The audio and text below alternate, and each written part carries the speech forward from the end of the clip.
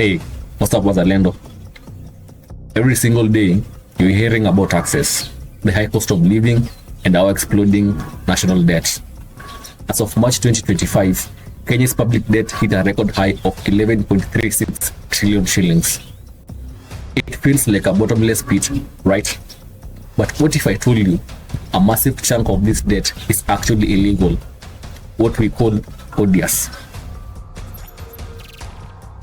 Odious debt is debt that is taken without the authority of the sovereign, yes, the people, and I'm trying to combine it with interest and very many things. I think you. Jimmy Wanjigi dropped a bombshell that changes everything about how we see Kenya's economic future. Odious debt is a legal concept. Debt incurred not for the benefit of the people, but for corruption, and with lenders fully aware of this. Wanjigi claims that 6.5 trillion of our debt fits this definition. When I was last here, I gave a very clear figure of what is deficit, which is debt. I told you we had done the accounts of the country. So you take our revenue. How much revenue had we collected, tax revenue actuals, over the last 10 years? It was 13.3 trillion. What was our expenditure? Our expenditure, we categorized this way over the last 10 years. This is up to June 2023. We categorized this way. Development was 6 trillion. What was the county expenditure? Over 10 years. What were the salaries over 10 years? What were the operations? What were the pensions over 10 years? We removed debt payments. And that came to 14.6 trillion. So our deficit was about 1.2, 1.3 trillion over 10 years. Do you know how much we borrowed? 7.7 trillion. For what? 6.5 trillion above what was required, which is like 60 years worth of debt in advance that we pay today. It was not needed. That is the odious debt. This isn't just theory, it's international law. The doctrine states that odious debts are not enforceable against the nation when, first, the debt was incurred without the consent of the people. Second, it didn't benefit the population. Lastly, the lenders knew or should have known these facts. Does this sound familiar? This is because it describes exactly what happened in Kenya. Now, let's talk about numbers. Here is how we got here. Our debt exploded from 8.4 trillion in July 2022 to 11 trillion by January, and this is after 2 trillion was supposedly paid. The timeline is damning. In 2013, our debt was at 1.89 trillion when the new administration took over. In 2017, it ballooned to 4.59 trillion. In 2022, it reached 8.4 trillion. In 2025, now it's at 11.39 trillion, and this is despite repayments. Let me update you. Let me update you. When we started screaming about debt, it was 9 it was at trillion. 8.4. July 2022. Today, January, it is at 11 trillion. Even after paying 1.9 trillion, 1.3 up to 1.3, 1.4 up to July, August, and another 500 between then and now. So we paid about 2 trillion, and it is now at 11. A lot of that is because of loss of exchange. All right, I think you have. The bombshell? This debt was never approved by Parliament, never included in budget, and never tied to specific projects. Money meant for Kenyans just vanished. The journey for refusal to pay this debt that has been incurred to by the government to whoever has lent us the money has to start somewhere. Yes. Has to start by looking at, first, was it legally acquired? Correct. Through legal instruments? Correct. So were there legal instruments No. that were breached in the acquisition of this debt? Absolutely. There were legal instruments that were continually breached. Which? It was not in the budget. It was never passed by parliament. It was never in the appropriations bill, which is the budget. It never went as a line item to be expended for any project in this country, because you can only borrow for development. In the short term, you can borrow from the overdraft and bills, which are 1 year. Yep. Full stop. Right? So these bonds, for example, that the banks have given the government, what project did they fund? Because they are medium term to long term. What have they funded? Nothing. They don't exist. What did the Eurobond fund? Show me where it is a line item in the budget. We can. And here is what they don't want you to know. While claiming austerity, they've been looting billions through, first, inflated contracts. SGR cost 3 times Ethiopia's comparable project. Second, the ghost projects. Where are the 57 dams that we were promised? Third, direct theft, NYS, COVID funds, and Eurobond mysteries. Now, let's look at the radical solution. In Wanjigi's solution, he says we don't pay illegal debt. But first, we have to do a full forensic audit to expose every stolen shilling. As the president of Kenya, with your forensic audit booklets, Yes. the huge voluminous books that Yes. you have, all right? What would you have done next? Oh. So yes, you have this audit. You have the audit. I would have made. What would you have done? made a very clear decision. Take me technically. Yes. What would you have done? I would have very clearly said, this odious debt, put it aside here, we're not paying it.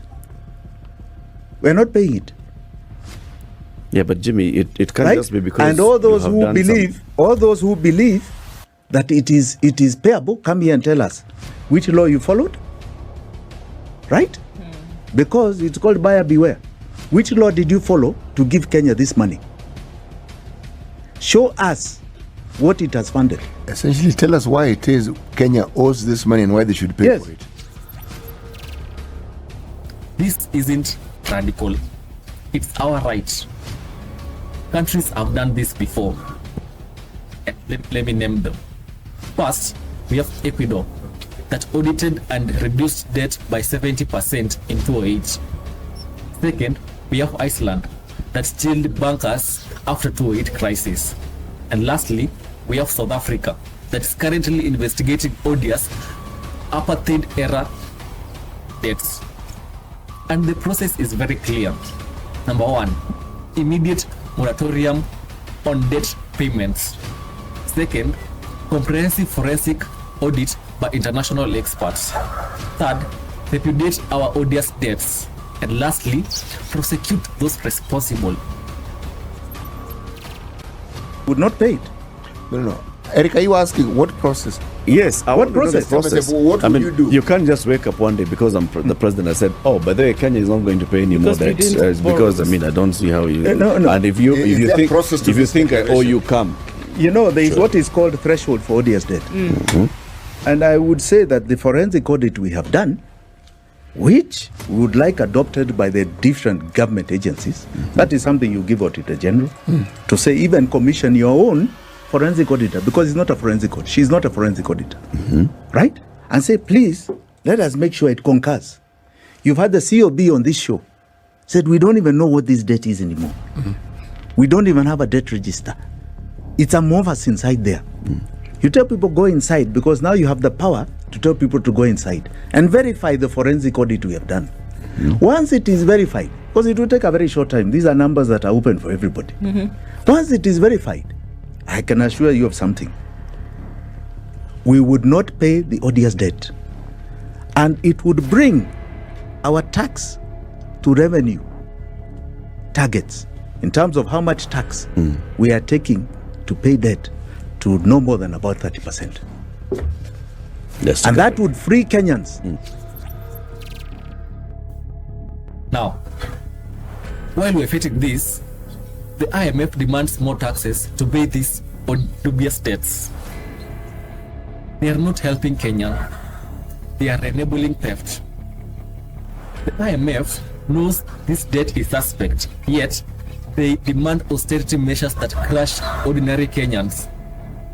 They are protecting lenders instead of investigating corruption.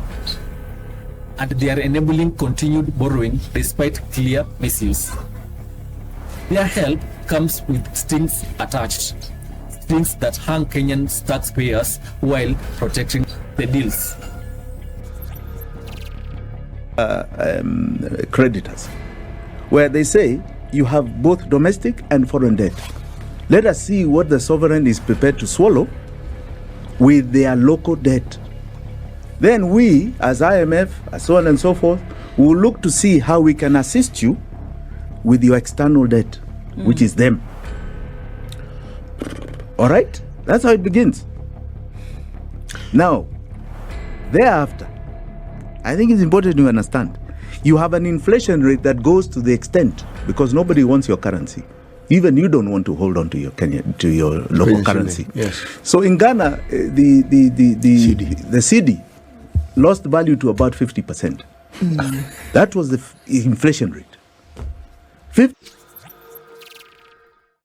And where should you care? This isn't just about numbers. This is why you can't find jobs. This is why goods are unaffordable. This is why services are crumbling. Over half of our taxes go to servicing this debt. And look at what we are losing. In healthcare, 4,000% more is spent on debt than cancer treatment. When it comes to education, universities are drowning in debt. When it comes to jobs, every shilling spent on debt is one less for job creation. Our grandchildren will pay for this corruption that's happening today. The youth, we've shown our power with the finance bill protests, and most recently the fierce resistance against the finance bill 2024. This isn't just about a single bill, it's a sustained demand for accountability. Wanjigi believes this is an economic revolution, and he is right. This isn't just a moment, it's a movement. We demand uncompromising accountability for this odious debt. We need to amplify voices calling for a forensic audit that unearths every shilling diverted from our future. We must tell our leaders with one unified voice that we will not accept to pay for corruption. This is about taking back our economic sovereignty and building a Kenya that works for all of us, not just a select few exploiting our collective burden. Your action today shapes Kenya's tomorrow. Educate yourself, spread the word across all platforms, and keep demanding for accountability. From the informed citizen, stay informed.